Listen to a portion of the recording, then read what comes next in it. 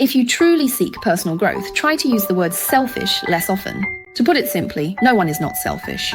Aren't you watching this selfish too? If you're not selfish, then lend me some money. To go a bit deeper, when you call someone else selfish, you're actually putting yourself in the role of a victim. And at the same time, you're announcing to the world that you have no value. So first, you won't get what you want, and second, you won't be able to make any exchanges.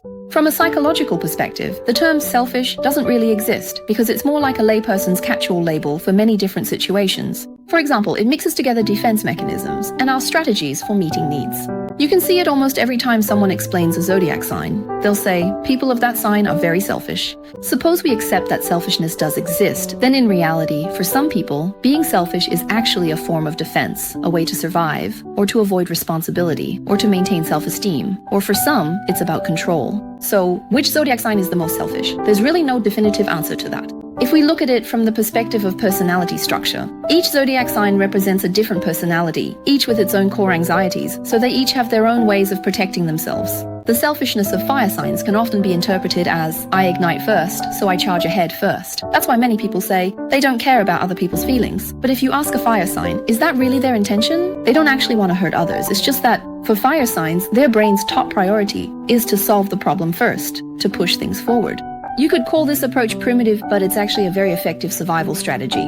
So if you insist on labeling fire signs as selfish, then their selfishness is about wanting something right now, not about scheming for some petty gain over the long term. That's why fire signs always put themselves first when it comes to action, and they'll show it. If you can't keep up, don't hold them back.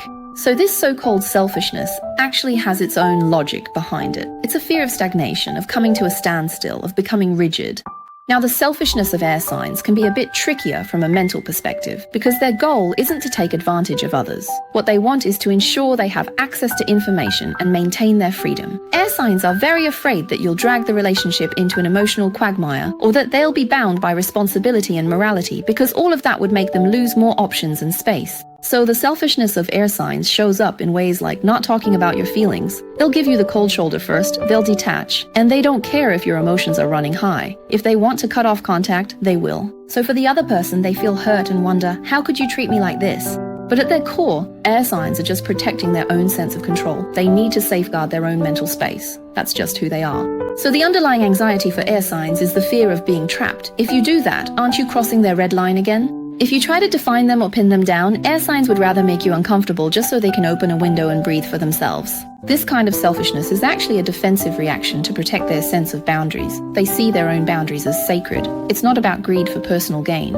The selfishness of earth signs is very practical. They are extremely sensitive to resources and value. So when it comes to things like time, rules, and commitments, if earth signs feel that you are depleting them, damaging their resources, or threatening their sense of stability, they will become distant, start calculating with you, and stop talking about feelings. Some people might say, wow, you're so practical, so selfish. But earth signs also have a deep-seated anxiety. Without a sense of security or stability, they simply can't function. If you disrupt their order, they can truly fall apart. If you cross that red line, they will inevitably defend their bottom line. From an outsider's perspective, without seeing the essence, it might look like earth signs are fighting to the bitter end and disregarding all feelings. In reality, earth signs aren't trying to win or lose against you. They just want to preserve their own core values.